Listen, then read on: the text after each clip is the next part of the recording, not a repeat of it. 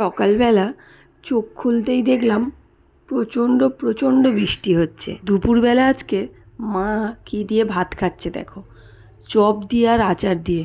আমি আবার বললাম এ কেমন কম্বিনেশন। মা বললো আজকের হঠাৎ একটু ইচ্ছা করছে তাই।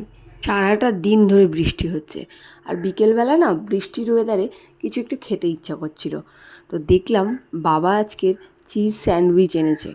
আমি অন্য সময় চিজ স্যান্ডউইচটা খুব একটা খাই না, কিন্তু আজকে হঠাৎ একটু ইচ্ছা হলো, তাই স্যান্ডউইচটা হালকা একটু গরম করে আদা দিয়ে চা বানিয়ে ছাদে নিয়ে চলে গেলাম। বৃষ্টি হলে না জানালার সামনে বসে বা ছাদে বসে বৃষ্টি দেখতে দেখতে আমার চাটা তো মাস্ট থাকে, তার সাথে কিছু একটা থাকে। আমার খুব ভালো লাগে, বিশেষ করে যদি বিকালবেলার দিকটা বৃষ্টি হয়।